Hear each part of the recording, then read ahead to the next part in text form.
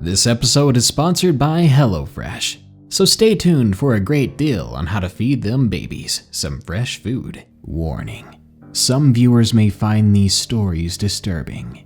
If you are faint of heart, you've been notified.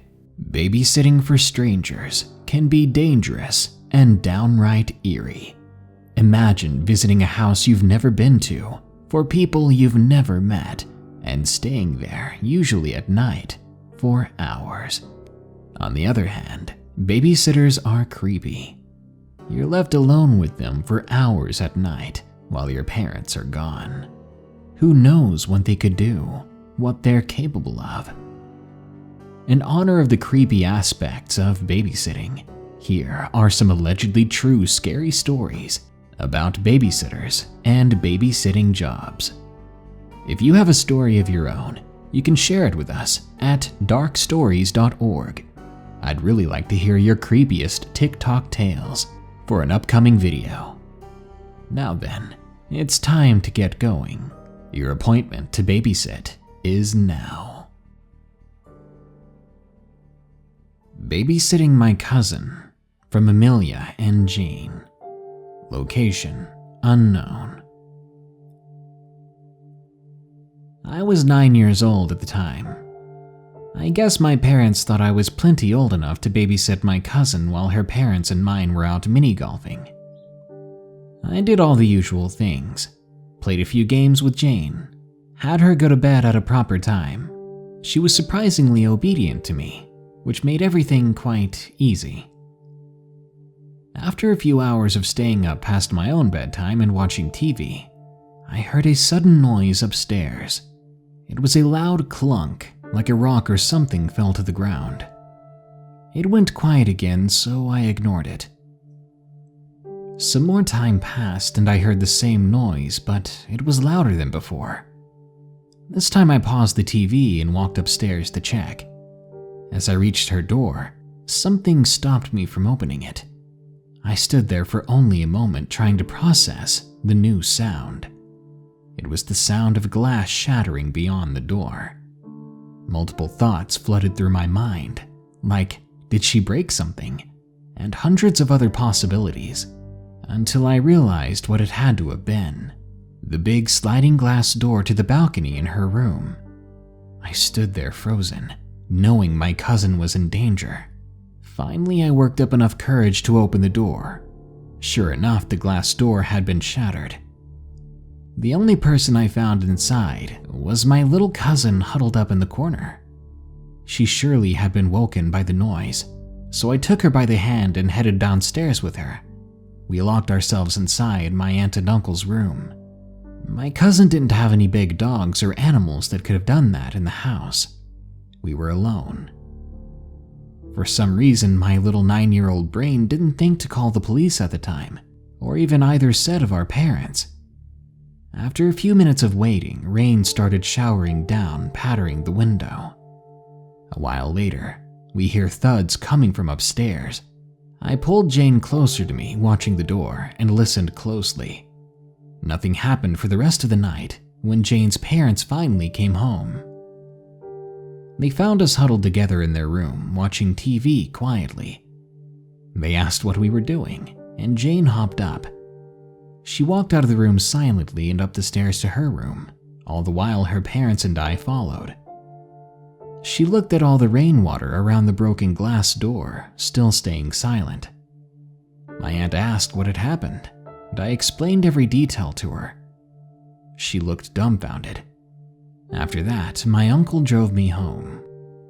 I didn't hear anything about it until tonight. Jane is much older now, and so am I. We had a family reunion tonight, and while we were sharing stories, Jane brought this one back up. My uncle looked at both of us and said, "I never told you guys what happened."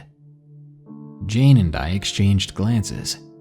He explained how after I went home, he found a man in all black hiding in their boiler room. He called the police and had the man arrested. Of course, Jane didn't know because her mother was hiding with her in her room. This leaves me to think that if I hadn't taken Jane out of that room in time, would either of us be here today? My Uncle's House, from Trinity Loves You 0427. Location: unknown. When I was younger, my Uncle Patrick and my Aunt Christy lived in this old house for a long time. My dad and I lived there sometimes with them when we were struggling, or I would stay there so my aunt and uncle could babysit me while my dad was working or out doing other things. This particular house was painted a faded yellow and had green shutters and stood next to a large field. Beyond that field, there were these dense dark woods, and the house itself was extremely old, so no one thought anything of it when they heard creaks and groans and weird sounds at night. Yet whenever I was there, for some reason weird things happened to me. Weird unexplainable things that I could never make sense of. It all started one night when I was around 7 or 8 years old, and my Uncle Patrick and Aunt Christy were babysitting me. My dad was out having fun at a party, which was normal for him. Well, I was sleeping in the playroom on the floor next to the vent to stay warm. It was the winter, and right above my head was a window. For some reason, I don't remember why, but I developed this urge to look out the window. I knew it was a bad idea, but I did it anyway. Outside the window, I could see a large oak tree, and as I looked closer, I could make out what appeared to be an old man sitting there. I couldn't believe what I was seeing. I mean, why would an old man just be sitting in my uncle's tree when it was freezing outside? I was terrified but unable to look away. I remembered what he looked like as if it was yesterday. The old man was skinny and he was wearing these old torn up robes that hung off of his body. His skin was this weird gray color, and he had an abnormally long, crooked nose. The scariest part about him, though, were his eyes, which reflected red. This made me think that this was no normal man I was looking at. After I'd gotten a good look at him, I hurried up and laid down and covered my head, hoping that he hadn't seen me. I thought about going to tell my aunt and uncle, but then thought to myself that they would not believe me, and in addition, I was too scared to do anything myself. I was scared to move even, scared to make a sound. What if he did see me? What if he was outside the window right now, waiting for me to move, waiting for me to try to look at him again? I decided to stay where I was for the rest of the night, but that's not the last time weird things happened to me there. I would always hear footsteps, always wake up to seeing shadows standing in a corner watching me. One night even, I had a box fan thrown at me while I was sleeping. I didn't know if it was the old man or another entity, but I do know that it scared me bad. Eventually, Uncle Patrick and Aunt Christy moved out of there and got a new place. The other day, my bigger sister took me back to that house, and it's been completely remodeled now. But I'll never forget that house, or the night that I saw the old man with the glowing red eyes. Babysitting, from Riley. Location: unknown. I had just turned 16, and I was babysitting for multiple people around town. I didn't live in the best neighborhood, but I had babysat multiple times and was pretty good at dealing with bad or weird kids. I was also trained to deal with slower kids. I had posted ads on social media under a different account, so it wasn't my personal one. I had a particularly creepy experience about a year ago. I think it was in October. I got a request for a babysitting job a few miles from my house. I won't give too many details about the email, but it seemed to be sent from a normal dad needing a babysitter. He said his name was John. We went back and forth about dates and pay, but we settled on a decent pay. I had my older brother drop me off. The minute I got out of the car, I wanted to go home though. It was an average-looking house, but something was off. One of the first things I noticed were all the security cameras set up everywhere. There were also no play toys in the yard or anything that resembled a family that had kids. I assumed they had just cleaned them up, so I continued to walk to the front door. Before I could even knock, the front door opened and a man stepped out. He was almost a foot taller than I was. He looked like all he did was lift weights. He was also dirty, almost homeless looking. He smiled when he saw me and invited me in. He told me that his son was at school still. This set off some alarms in my head. It was Saturday. Why would his son be in school? He began to give me a tour of the house. It was fairly clean. But then another alarm went off in my head when I noticed the rolls of duct tape in every room. He took me upstairs to show me his son's playroom. When he opened the door, my heart sank. The room didn't have anything for a child. When I turned to confront him about these red flags, he grabbed me by the arm and pulled me into the room. He was much bigger than me, so fighting back would not do much. I began to scream though, louder than I ever had before. He kept telling me to shut up, or else I'd worry the neighbors. This only made me scream louder, and maybe a minute later, I could hear sirens in the distance. He kept muttering things under his breath until he dragged me out of the house by the shirt, causing it to rip partially. Then he threw me on the ground outside. I ran toward the sound of the sirens and saw that my older brother was still in the car outside. Turns out he had called the police after he'd seen the man carrying a crowbar, which he had suspiciously yet obviously been hiding behind his back. How did I not see that? The police stormed the house and arrested the man. From then on, I've been too scared to babysit for anyone. My God, these scary stories get me so hungry. And there's nothing in the fridge, as usual. Well, good thing I've got HelloFresh, my favorite meal kit service. I can have delicious fresh recipes even while being completely haunted without going to the store. HelloFresh sends you fresh, already measured ingredients with simple-to-follow recipe cards each week. Make a delicious meal for you and your family fuss-free with kid-tested and family-approved recipes. There's even a plan for everyone: classic, veggie, and family, which you can switch between at will. My wife and I are going strong with HelloFresh still, and we absolutely love the adventure of it. Before, we would just eat out or cook whatever recipes we could remember. But now we eat a variety of different dishes that are all dangerously yummy. I still highly recommend my longtime favorite, sweet as honey chicken.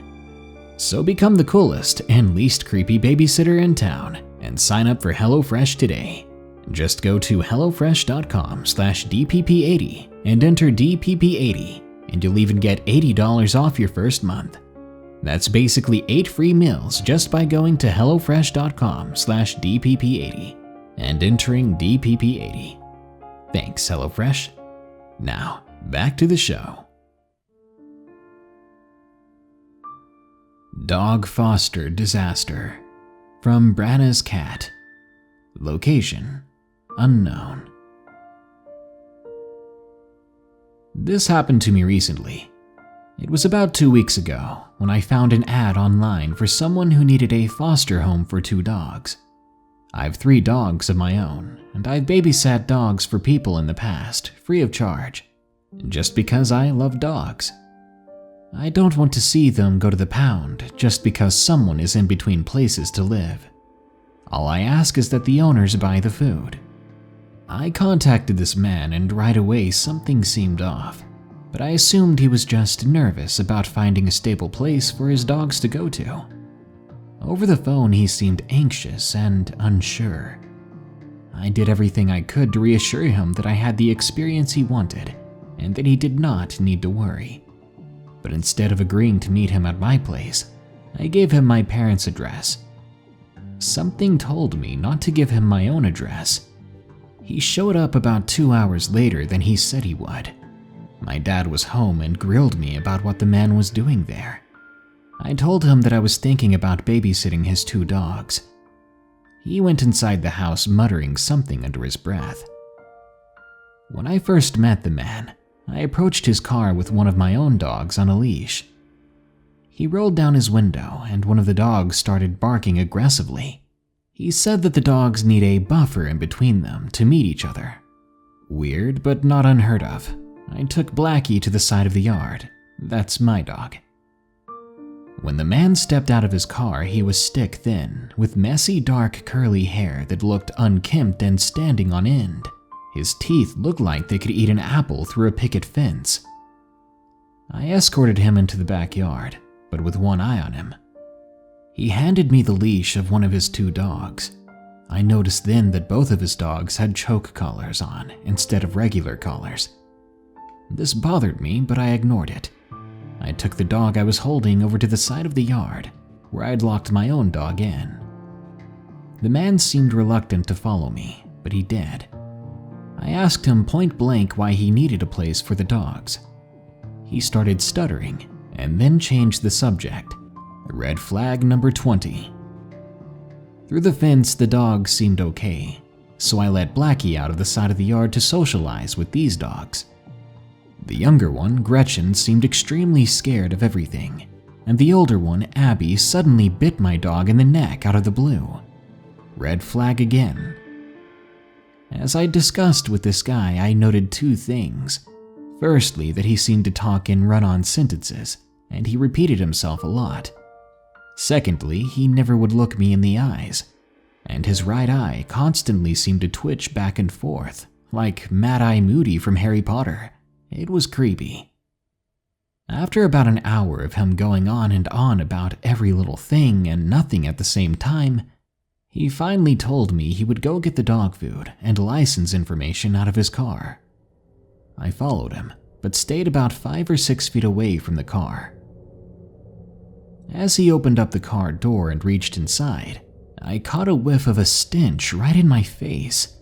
His car smelled like rotten animals, and upon closer inspection I could see deep claw marks along the inside of the windows. All the seats were chewed down to foam and springs. The middle console was chewed completely off. Yet another red flag. He told me that Gretchen was pregnant and due to have a puppy any day now. He proceeded to tell me how he would allow her to breed with a male dog. And then he talked about doing what he had to make sure that there was just enough stuff in her from the male dog to only have one puppy. That didn't make sense, and it was disgusting.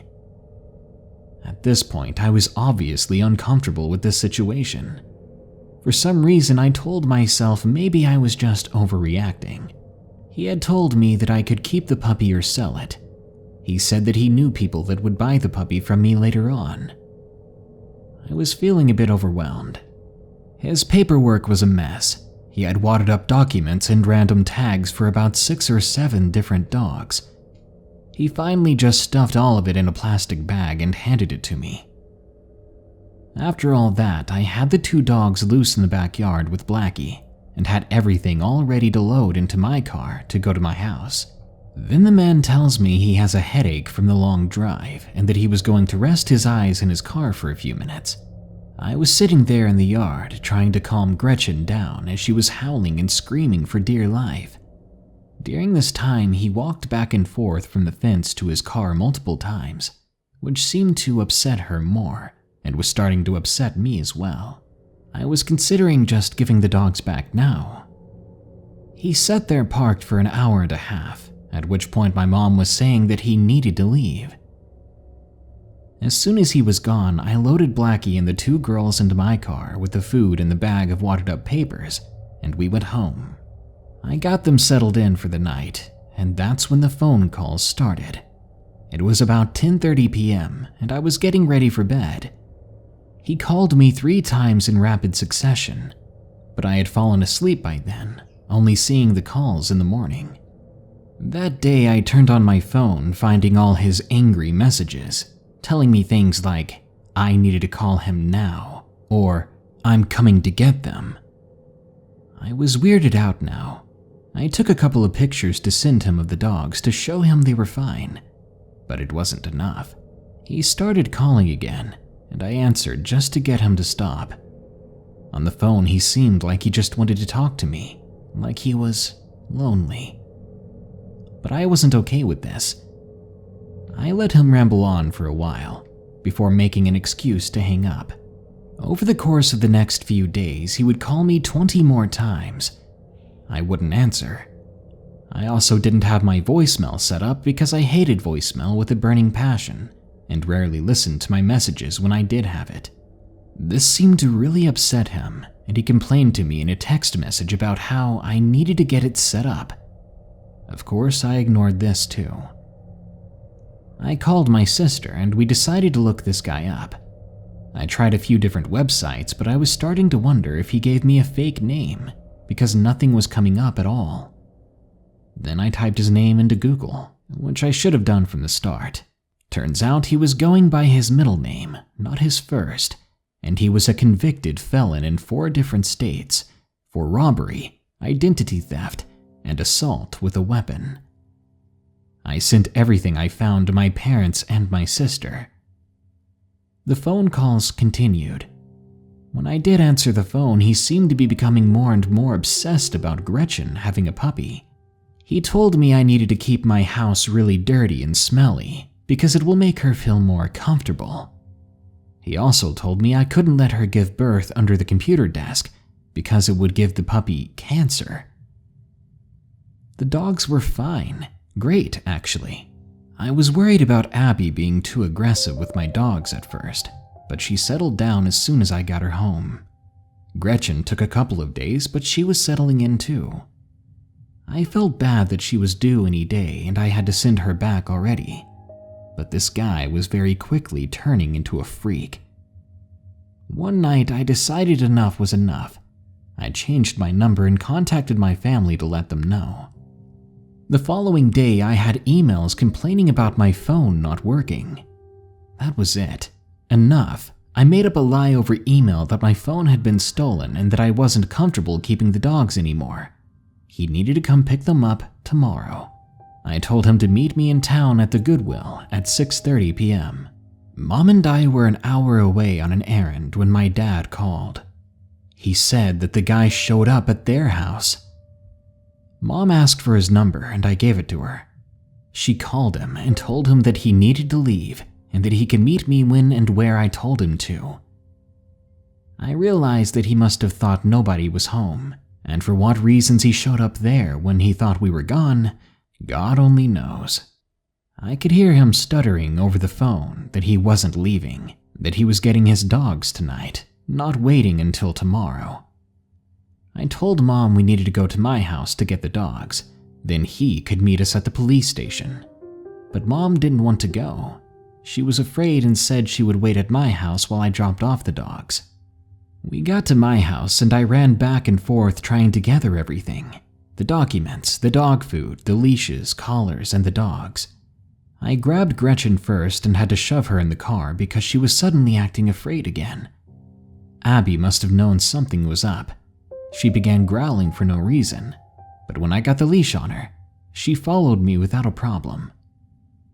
When I got to the police station, it looked like a ghost town. This is an 8 to 5 kind of town, so it didn't really surprise me that the office would be closed. But I would hope that the guy was intimidated enough to just take the dogs and leave. Half an hour goes by, then 45 minutes. I was just about to give up and call the county to pick up these dogs when he finally pulled up next to the curb. I handed him the leashes, then I grabbed the food. When he opened the car door, I shoved the bag of food in the back seat and then the bag of papers. Then I turned to leave. He grabbed me by the shoulder and said, "Let's talk about this." But I told him just go and to never contact me again. Then he asked about Gretchen's puppy. I sighed. "I'm sorry, I was gone that day. She had it while I was gone and it was dead when I found it." I thought that would be the end of it, but no. He screamed at me, demanding that I give him the dead puppy. I looked at him like he was psycho. I said no. That's a bit much, don't you think? I'm leaving. He then told me that he was going to call the cops. I looked him right in the eyes and said, "Call them." Then I turned again to leave. But before I did, I noticed that his right eye was twitching faster than before. Something was really wrong. Suddenly, he went from desperate to talk to enraged. He started screaming obscenities at me. "You freaking liar, you're evil, you stole my puppy." I turned back to look. He was following me through the maze of parked police cars, now still screaming, calling me an evil B-word. In a panic and almost running now, I dialed 911. I made it to my car and started the engine. To avoid him, I had to drive quickly over 2 parking dividers, but I got the heck out of that parking lot. I sped down the road going 60 in a 45. When I got back to my mom's house, he was on the phone with her, demanding that she give him my address. The police told me they would send an officer out to talk to me. I grabbed my mom's phone out of her hands and blocked the creep's number. Later that night, an officer came to my door. She told me that the man not only had a criminal history, but had Asperger's syndrome and is very dangerous and unpredictable. She told me it was best that I didn't give him my address. After that, I had to make a quick run to Walmart, as it was the only store still open. I was on the phone with my sister talking about the creep. I told her I was sure he was living in that car with 2 dogs, and that I suspected the dog foster ad was a ruse to rob people. We talked about it for a while because mostly I was still feeling paranoid about the guy showing up somewhere. I sat in the car with the heat on as I prepared a puppy bottle for little Rusty and Star. On my way back home, I saw multiple police cars parked all over town. I called my brother and told him to keep an eye on Mom's house just in case. He was a delivery driver and his job took him past Mom and Dad's house multiple times. As for Mr. Crazy, he seems to have left town after an anonymous online post was made about a dog foster scam in the area. And in case you're wondering about Rusty and Star, they're almost a week old now and thriving. You may be wondering who these 2 dogs are. Well, remember how I said that the puppy had been dead when I got home? Well, in fact, it had 2 beautiful baby pups, and I was not about to let that creepy, dangerous, abusive weirdo have them. So, Mr. Crazy, let's never meet again. Creepy Babysitting Supernatural from Laney Trader 2002. Location: Southwest Detroit. This happened when my stepmom and the baby had moved in. It was about a year ago. I was babysitting both of my younger brothers while my parents went out for dinner. Right now we live in a 1-bedroom apartment in Southwest Detroit, so it was small and simple. It was also kind of cramped, but we made it work. I was feeding the baby, Joseph, while my other brother was playing video games. His name was Michael, and he was playing online with some friends so he wouldn't bother me. Joseph, on the other hand, was watching Super Y on Netflix. I was sitting on the couch texting my best friend, Bray. Now, our house had begun giving off an odd feeling. That never helped when I began to hear footsteps in the hallway. Before, I would brush it off as the couple upstairs, and how I regret that now. Our house was giving off this cold feeling, and it was colder than it should have been. My parents and siblings never seemed to notice, but I did. Maybe I just had a better sense of it, I don't know. The night before this, I could have sworn I'd seen a tall male shadowy form running at me in the hallway, but it stopped right in front of me. My stepmother said I was just hallucinating, but it freaked me out pretty bad. Anyway, I'm getting off track. I was sat beside Joseph as he ate some Cheetos Puffs. Our door was locked and the bathroom door was open along with the windows. It was warm outside, so I was letting the light breeze in. I noticed that Joseph was looking at something in the room and being completely quiet all of a sudden. He usually babbled as he ate. I had looked at him and noticed he was staring at the corner. Following his eyes, I didn't see anything. It was then that I heard a small tap on the window. Then I heard footsteps running from the kitchen to the living room, as a breeze sent chills up my spine. Anxiety shot through me. Suddenly, all the windows slammed shut and the bathroom door closed on its own. Michael was so terrified that he had thrown his headphones and controller before running out to me. Joseph was crying now and screaming in terror. I tried to make them feel better, but I was terrified too. I grabbed the baby from his seat and I grabbed the 9-year-old before hurrying behind the couch. I tried to calm them down, but it never helped. And then I saw it. It was a kitchen knife slowly wriggling itself underneath the door. It eventually made it through, and then it was tossed at me, blade first. I only barely evaded it before I screamed and ran outside. I stayed outside until my parents got back. After we were able to go back inside, I still felt the breathing on my neck and the eerie presence around me. I still often see that shadowy figure, and it makes me have a panic attack. I'm going to a therapist now, and they say it's just my anxiety, but I know it's more than that. When it comes to choosing the right babysitter, trust is of the utmost importance. I mean, you don't want to sacrifice your newborn just so you and your wife can go eat at Red Lobster's, would you? Or maybe you are the babysitter, and if you don't want yourself sooner or later, you're going to accept a job that makes you terrified of people for the rest of your life. So babysit or be babysat, it's survival of the sittest. I guess that's really lame, but okay. Good night. If you enjoyed this episode, please be sure to like, share, comment, and subscribe. If you've got a story of your own, submit it on our new website, darkstories.org. If you want to support the show, you can donate at patreon.com/darknessprevails, or you can get some creepy cool merch at teespring.com/stores/darknessprevails, or click the shop button below this video if you're on YouTube.